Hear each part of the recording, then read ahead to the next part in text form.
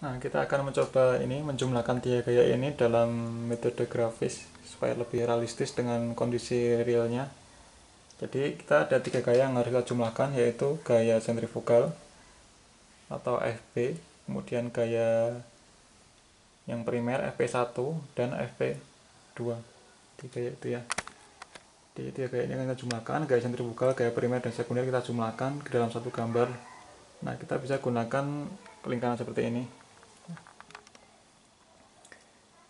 Ini lingkaran kecil itu, ini adalah amplitudo dari gaya sentrifugal. Ini kalau A1 itu adalah amplitudo dari gaya sentrifugal, yang amplitudo dari FB maksudnya. Yang ini adalah amplitudo dari FP1 yang gaya primer. Sedangkan ini itu adalah amplitudo dari gaya FP2. Nah, dengan demikian kalau saya tulis di sini ya, berarti A1 itu adalah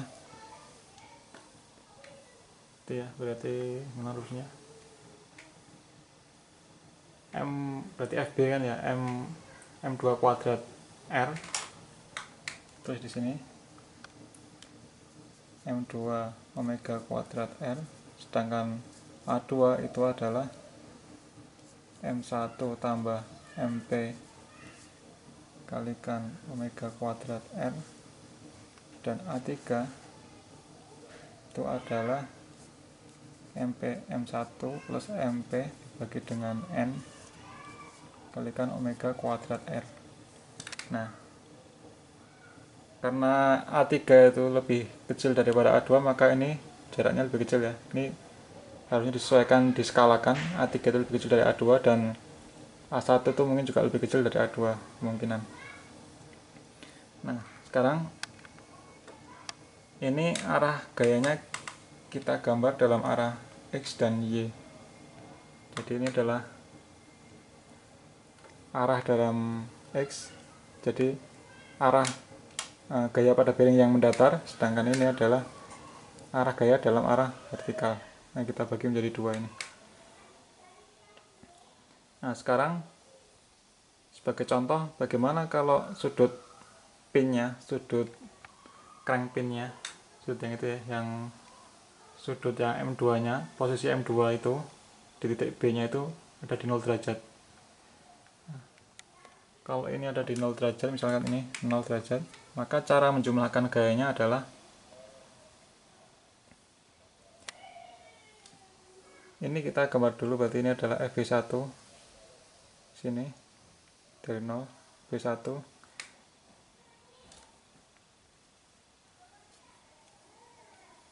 kemudian ditambah dengan FB2. FB2 itu amplitudenya A2.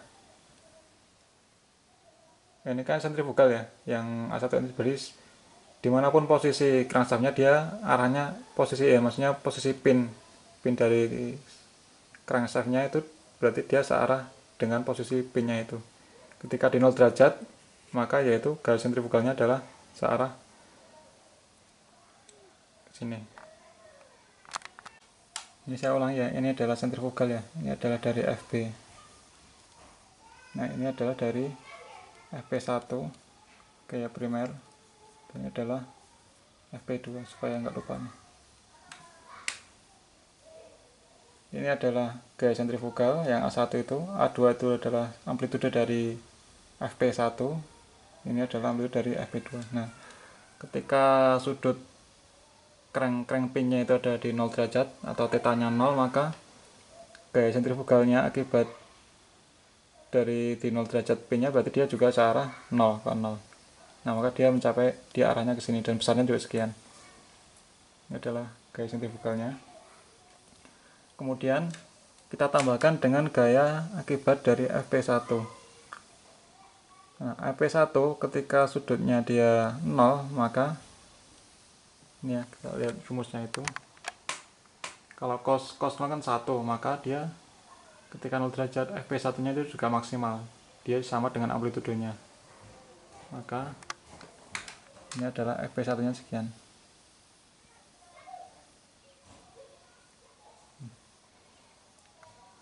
Ini sentrifugal FB, ini FP. Sekarang FP2 nya kalau di 0 derajat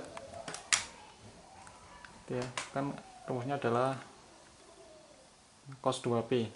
Fp2 sama dengan bla bla bla cos 2P. Ketika cos 2P kayak cos 2 theta maksudnya ya. Ketika tetanya 0 maka cos 0 adalah 1. Maka dia Fp2 itu juga sama dengan amplitudonya. Nah, maka ini. Nah, berarti total gaya ketika posisi pin crankshaftnya di 0 derajat, ketika sudut tetanya adalah 0 derajat atau piston berada di TMA, di top dead centernya, di maksimumnya, maka gaya yang terjadi adalah sekian. Ini tambah ini berarti dia segini gayanya itu ketika di 0 derajat. Nah sekarang kalau kita contohkan bagaimana gaya yang terjadi, berarti posisi 0 derajat dia gaya pada bearing itu akan ke kanan, jadi bearing akan kena beban ke kanan sebesar ini. Kemudian kalau kita contohkan lagi misalkan di sudut 90 derajat, gaya sentrifugal akan mengikuti sudutnya itu, sudut pinnya itu, berarti dia sentrifugal tetap di sini. Nah kemudian apa yang terjadi dengan FP1? FP1 kan arahnya hanya gerakan di sumbu X atau mendatar. Ketika di 90 derajat dia adalah 0. FP1 nya adalah 0. Ini kalau lihat cos 90 derajat kan 0, maka FP1 juga 0. Nah sedangkan FP2 cos 2Pi cos 2 kali 90 derajat berarti cos 180 derajat, maka dia adalah minus 1. Maka arah dari FP2 akan ke kiri. Nah sedangkan ini FP2 nya 0, berarti ini nggak ada 0, terus ditambah dengan FP1 nya 0, FP2 nya adalah di sudut 180 derajat ya. Ini di 270. Yang FP2 kalau kita tarik ke sini, FP2 ini ya, kita geser ke sini, ya dia di maksimal di sini. Panjangnya segini, maka kita tambahkan dari sini ke sini. Ini adalah FP2 karena FP1 nya 0.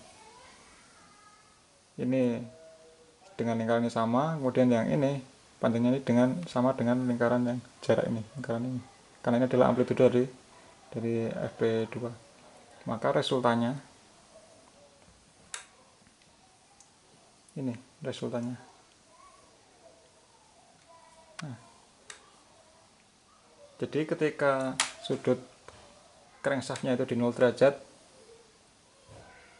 bearing akan kedorong ke kanan. Ketika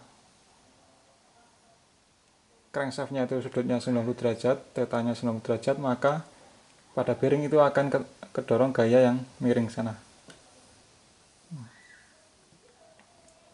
Nah, bagaimana ketika dia di 90 derajat, contohnya di 30 derajat. Kalau dia di 30 derajat, contohnya seperti ini. Anggap saja 30 derajat ya ini ya. Ini 30 derajat. Ini misalkan di 30 derajat. Maka yang pertama gaya sentrifugal, arahnya akan sama dengan sudutnya itu, maka ini gaya sentrifugal. Kemudian bagaimana dengan FP1? Nah, cara menggunakan FP1 adalah ini, kita tarik sini, kita ambil datar, ini kan amplitudonya, kita tarik garis ke sini, karena gaya FP1 hanya bekerja pada arah horizontal, maka kita tarik garis horizontal ini, kemudian kita cari panjangnya ini.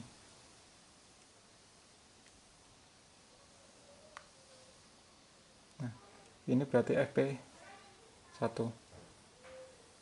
gaya sentrifugal ditambah FP1. Nah sekarang FP2 bagaimana? FP2 FP2 itu kan fungsi dari cos 2 theta, maka kita kalikan sudutnya, kita kalikan 2. Ini 30 kalikan 2 berarti 60. 32. Nah, ini adalah arah dari FP2. Nah, P2 nya kan ini totalnya. Kalau amplitudenya maksimal ini, maka kita tarik sama kayak yang tadi. Kita tarik garis ini.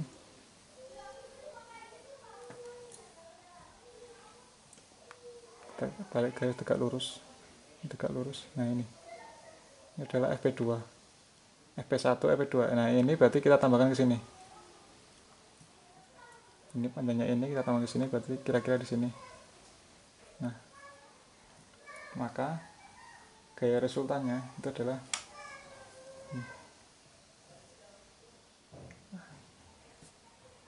karena gaya ini sentrifugal ditambah dengan gaya FP1 ditambah dengan gaya F2, maka gaya yang diterima oleh bearing itu besarnya sekian sepanjang ini dan arahnya miring agak ke bawah. Itu adalah ketika sudutnya 30 derajat. Nah, bagaimana dengan 180 derajat? 180 derajat itu juga sama caranya. Ketika 180 derajat, ini kita gambar sama. Ini gaya sentrifugal FB nya, karena FB nya selalu konstan, cuma beda arah. Kemudian FP1 itu cos, berarti cos 180 derajat adalah minus 1, ya ini berarti. Ini kita tarik ke sini. Ini.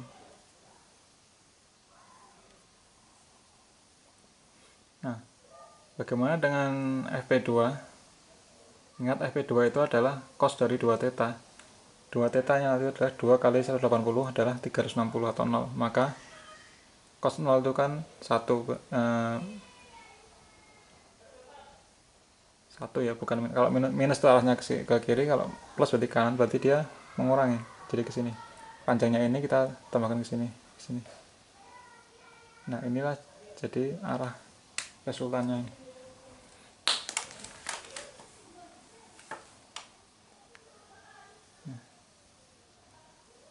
Panjang yang ini dikurangi dengan ini, dimana ini adalah sepanjang ini.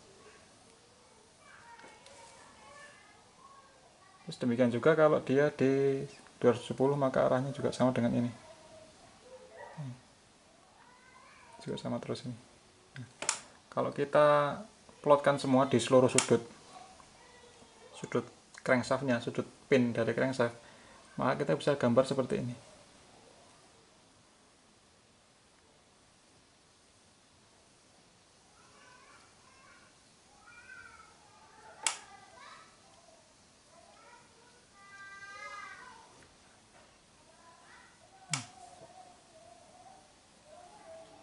Nah, yang biru ini, lingkaran biru ini, yang oval ini adalah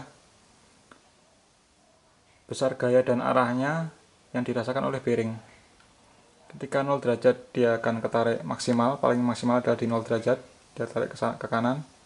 Ketika 180 derajat dia tarik kiri, tapi tidak sebesar dari yang kanan ini. Karena apa? Karena FP2 itu mengurangi dari FP1. Kita lihat di 180 derajat ya. Kita kembali ke sini. 180 derajat kita lihat bahwa FP2 itu mengurangi FP1. Ditotalkan FP1 dikurangi dengan FP2. Nah, maka di 180 itu akan lebih kecil dibanding dengan di 0 derajat kan. Di 0 derajat kan menambah semua. 2, 2, 3 menambah semua. Sedangkan di 180 dia FP1 itu ditambah dengan gaya sentrifugal, tetapi dikurangi oleh FP2. Ini ke kiri, ini ke kanan. Ini. Nah, makanya yang di 180 derajat dia tidak sebesar gaya yang ketika di 0 derajat. Nah, ketika di 90 derajat maupun di 270, karena FP1 dan FP2 nya adalah 0, maka ini hanya gaya sentrifugal akibat dari massa 2 ini.